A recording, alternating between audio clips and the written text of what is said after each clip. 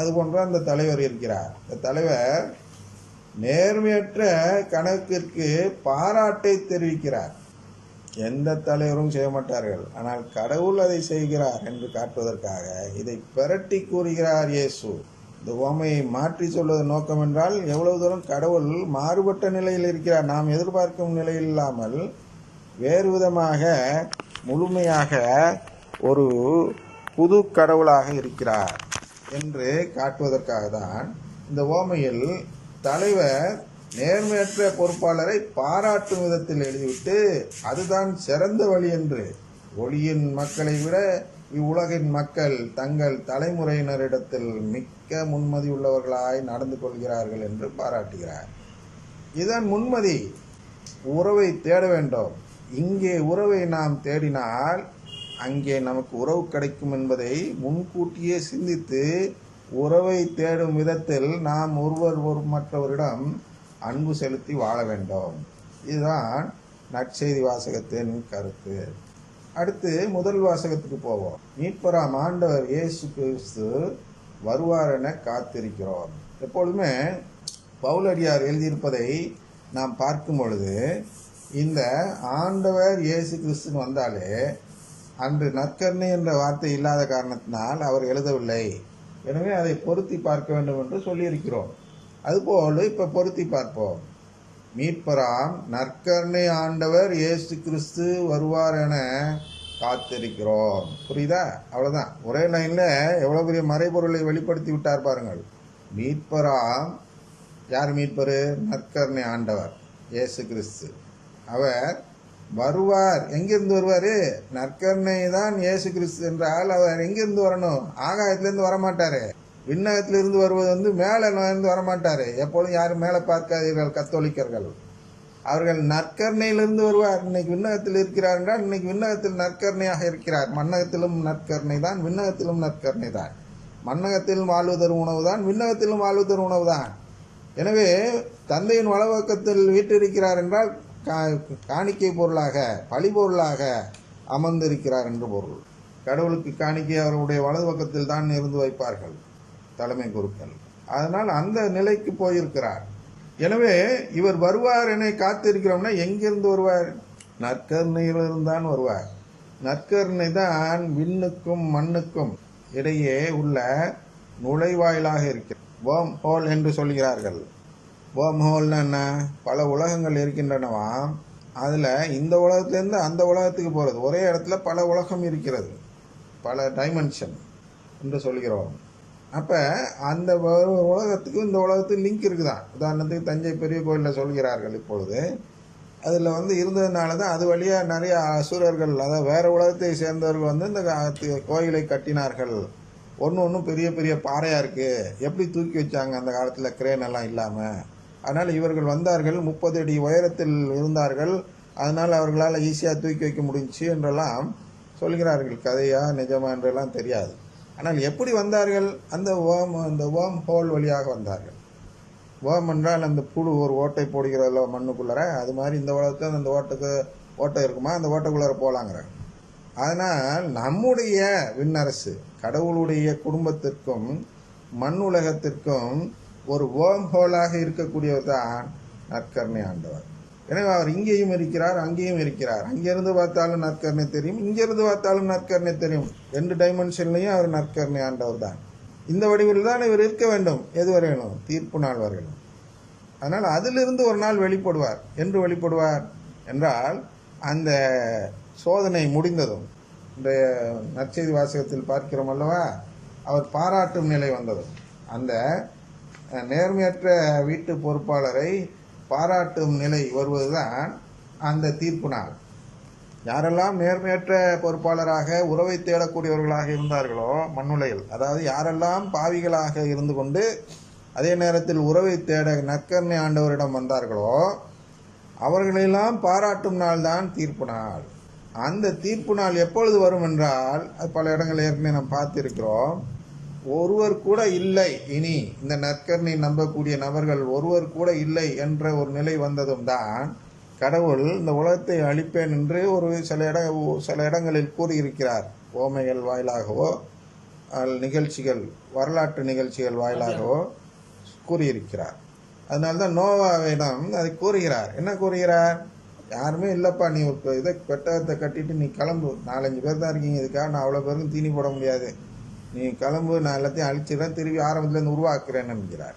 அது போன்ற நிகழ்ச்சிகளிலிருந்து நாம் என்ன தெரிந்து கொள்கிறோம் என்றால், இந்த கடவுளின் உறவை தேடக்கூடியவர்கள் ஒருவர் இருந்தால் கூட, இல்லையா, சோதோம் நகரமா அங்கே போகும்போது ஒரு நேர்மையானவர் ஒருவரை காட்டினால் நீங்கள் விட்டுற மாட்டீங்களான்னு கடைசியில் பர்மிஷன் வாங்கிட்டு போகிற அந்த ஒருவர் கூட கிடைக்காத நிலை வருகிறது, அழித்து விடுகிறார், இல்லையா? அது போன்ற ஒரு நிலை வந்ததும் உலகத்தை அழிக்க இருக்கிறார். அதனால தான் மாதா உடையாறாங்க, ஐயா நீங்கள் எல்லாம் மனம் மாறுங்க, ஜெபம் தேவைப்படுகிறது, மனம் மாறுங்கள், இல்லைன்னா உலகத்தை அழிக்க இருக்கிறார். நான் தான் கடவுளை தேக்கி வச்சுட்டு இருக்கிறேன், தயவு செய்து நான் தேக்கிறேன்னா அப்படி போய் கையை பிடிச்சி தேக்கிறது இல்லை. அது போன்ற ஒரு உருவகம் சொல்கிறார். என்ன சொல்கிறார்? நான் தான் கடவுள்கிட்ட கேட்டு இல்லை இப்போ வேணான்னு தள்ளி போட்டுக்கிட்டு இருக்கிறேன் உலக முடிவை. அதனால் சீக்கிரமாக மனம் மாறுங்கள், என் இதயத்தை ஏற்றுக்கொள்ளுங்கள் அப்படிங்கிறாங்க. அந்த இதயம்னா என்ன? உறவு. மாதாவுடைய உறவை தேடுவது தான் மாதாவின் இதயத்துக்கு நம்மை அர்ப்பணிக்கும் செயல். ஒரு அர்ப்பணிக்கிற புஸ்தகம்னு ஒரு புஸ்தகம் போட்டிருந்தாங்க, ரொம்ப நாளைக்கு பழக்கத்தில் இருந்துச்சு. அந்த மாதிரி புஸ்தக ஜெபத்தை சொல்வதனால் அர்ப்பணிப்பு இல்லை, அந்த மாதாவுடைய உறவை நாம் தேட வேண்டும். புனித மான்ஃபோர்ட் எழுதினார் அல்லவா, ட்ரூ டிவோஷன் டு மேரி என்று. அந்த நூலின்படி நாம் செயல்பட வேண்டும். அந்த நூல் அதான் சொல்கிறது, உறவை தேட வேண்டும், நற்கருணையை தேட வேண்டும் என்றெல்லாம் சொல்கிறது. நற்கருணையிடம் நீங்கள் காட்டும் அந்த அன்பு தான் மாதாவிடம் காட்டும் உண்மையான அன்பு என்ற மைய கருத்தை கொண்ட நூல் தான் அந்த ட்ரூ டிவோஷன் டு மேரி என்று புனித மான்ஃபோர்ட் எழுதிய, லூயி டி மான்ஃபோர்ட் என்று சொல்கிறார்கள் அல்லவா, அவர் எழுதிய நூல். அதை அடிப்படையாக வைத்து தான் மரியாயின் சேனை செயல்பட வேண்டும். ஆனால் அவர்கள் அதையெல்லாம் மறந்துவிட்டு இன்று கைத்தட்டி ஜெபிக்கக்கூடிய அருங்குடை இயக்கமாக மரியாயின் சேனை செயல்பட்டு கொண்டிருக்கிறது அநேக இடங்களில். ஒரு சில இடத்துல தான் அபூர்வமாக அந்த மாதாவுடைய உண்மையான சேனையாக அவர்களை பார்க்க முடிகிறது. அப்படின்னு என்ன? நற்கருணைக்கு எதிராக இருப்பவர்களை எதிரிகளாக பார்த்தோம், நாம் நற்கருணைக்காக தான் வாழ வேண்டும் என்ற நோக்கத்தில் வாழ்பவர்கள் தான் மரியாயின் உண்மையான சேனையர்கள். ஆனால் இப்பொழுதெல்லாம் இவர்கள் யாருக்கு சேனையர்களாக இருக்கிறார்கள் என்றால், பெந்தகோஸ்து சபைகளுக்கு சேனையர்களாக இருக்கிறார்கள். இதனால் கூட எப்படி இதை ஆதரவாக சொல்கிறேன் என்றால், எங்கள் ஊரில் எங்கள் சபைக்கும் அவர்களுக்கும் ஏகப்பட்ட பகை. எங்களை எப்படியாவது மூடிவிட வேண்டும் என்று முயற்சி செய்ததில் அனைத்து குருக்களையும் தூண்டிவிட்டவர்களே இந்த மரியாயின் சேனைகள். காரணம் என்ன என்றால், நீங்கள் பெந்தகோஸ்து நம்பிக்கைக்கு போகக்கூடாது, கத்தோலிக்க நம்பிக்கையில் நற்கருணையை நம்பி வாழ வேண்டும் என்ற கருத்தை நம் சபை சொன்னதால் இவர்கள் எங்களுக்கு எதிராக செயல்படுகிறார்கள், இவர்கள் பங்கில் இது பண்ணக்கூடாது அது பண்ணக்கூடாதுன்னு இல்லாத சொல்லி இந்த நற்கருணை நற்செய்தி அறிவிக்கப்படுவதற்கு எதிராக செயல்படுவர்கள் தங்களையே மரியாயின் சேனைகள் என்று அழைத்துக் கொள்கிறார்கள். மரியாயின் சேனை என்பது அப்படி அல்ல, மரியாயின் உறவை தேடுவோர். மரியாளின் உறவு எப்போ கிடைக்கும்? நற்கருணை வழியாக மட்டும்தான். அம்மா தாயன்னு அழைக்கிறதுனால எனக்கு உறவு கிடைக்காது. அந்த உண்மையான உறவு மாதாவிடம் எப்பொழுது கிடைக்கும் என்றால், நான் உடன்படிக்கை செய்து கடவுளுடைய தத்து பிள்ளையாக மாறின பிறகுதான் மாதா என்னுடைய உண்மையான தாயாக மாறிவிடுகிறார்கள். அந்த நற்கருணை ஆண்டவர், எனக்கும் மாதாவுக்கும் உறவு தரக்கூடிய நற்கருணை ஆண்டவர் ஒரு நாள் வெளிப்படுவார். எப்பொழுது? யாருமே மாதாவை இனி தேடவில்லை, மாதாவின் உறவை இன்று ஒருவர் கூட தேடவில்லை, மாதாவிடம் பொருளை மட்டும்தான் தேடுகிறார்கள். வேளாங்கண்ணி போகிறோம், லட்சக்கணக்கான பேர் வருகிறார்கள் வேளாங்கண்ணிக்கு. லட்சக்கணக்கான பேரில் எத்தனை பேர் பொருளை கேட்டு வருகிறார்கள், எத்தனை பேர் உறவை கேட்டு வருகிறார்கள்? எனக்கு தெரிந்து உறவை கேட்டு வரக்கூடிய நபர் ஒருவர் கூட நான் பார்த்ததில்லை. இந்த செய்தி கேட்பவர் அந்நியர். நம் செய்தியை கேட்காமல் வரக்கூடியவர்களில் எத்தனை பேர் உறவை கேட்டு மாதாவிடம் வேளாங்கண்ணிக்கு வருகிறார்கள்? ஒருவர் கூட நான் பார்ப்பதில்லை. எல்லாருமே உண்டியலில் நான் 10 ரூபா போடுறேன், நான் வீட்டுக்கு போகிறதுக்குள்ள 1000 ரூபா அப்படின்னு வேண்டிட்டு வரவங்க தான் இருக்கிறார்கள். ஆனால் மாதாவிடம் வரும்பொழுது 2 விஷயங்கள் இருக்கிறது, உறவை தேடியா பொருளை தேடியா. இன்று அவர் மாதாவே லிங்க் பண்ணலை மறைவுரையில், அழகாக சொல்லலாம். இதெல்லாம் மாதாவை லிங்க் பண்ணால் பக்தி வளரும் மாதா மீது. உறவு வளர்ப்பதற்காக வருவார்கள். பொருளை கேட்டு மாதாவிடம் வரக்கூடியவர்களை கூட உறவு கேட்பவர்களாக மாற்றி இருக்கலாம் என்று மறைவுரையில் அதை ஒழுங்காக கூறியிருந்தார்.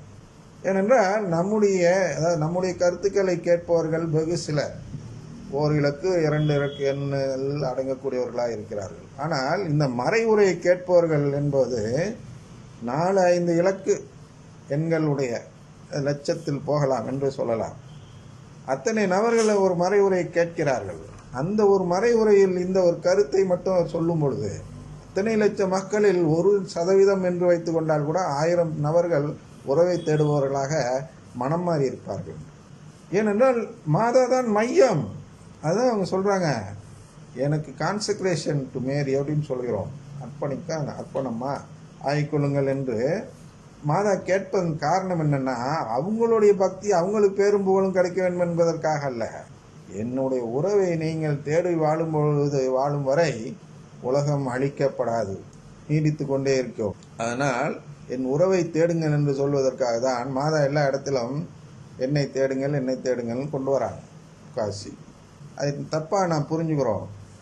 ஒரு உதாரணத்துக்கு நேரம் இல்லை, இருந்தாலும் சொல்லிவிடுகிறேன். இப்போ ஞாபகம் வருவதால், என்னை எவ்வளோக்கு எவ்வளோ மகிமைப்படுத்திக்கிறோம் அவ்வளோக்கு எவ்வளோ உன்னை ஆசீர்வதிப்பேன் என்று எங்கே கூறப்பட்டிருக்கிறது? குழந்தை இயேசு படத்தில். குழந்தை இயேசு கேலண்டரோ படமோ உங்கள் வீட்டில் இருந்தால் அதில் எடுத்து படித்து பாருங்கள். அப்போ மகிமைப்படுத்துவது என்றதும் என்ன செய்கிறார்கள்? உடனே துதி ஜெபம் சொல்ல தொடங்கி விடுகிறார்கள். குழந்தை இயேசு கோயிலில் போய் பார்த்தீங்கன்னா வியாழக்கிழமை துதி ஜெபம் சொல்வார்கள். அதற்கு வேறு மகிமை இல்லை.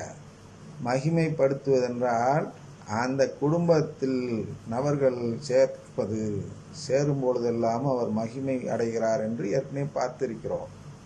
அதனால் எவ்வளோக்கு எவ்வளோ இயேசுவின் குடும்பத்தில் நபர்களை சேர்க்கிறோமோ அவ்வளோக்கு எவ்வளோ அவருடைய ஆசை நம் மீது இருக்கும் என்பதை தான் அவ்வாறு எழுதப்பட்டது. தூயாவின் தூண்டுதல் அவ்வாறு இருந்தது. ஆனால் இவர்கள் பொருள் எடுத்துக்கொள்வது மகிமை என்ற அந்த பொருள், அந்த வளமையை சேர்ந்த மகிமை, செழுமையை சேர்ந்த மகிமை, அவரை பாராட்டுவதும் புகழ்வதும் துதிப்பதும் தான் மகிமைப்படுத்துவது என்று எடுத்துக்கொள்கிறார்கள்.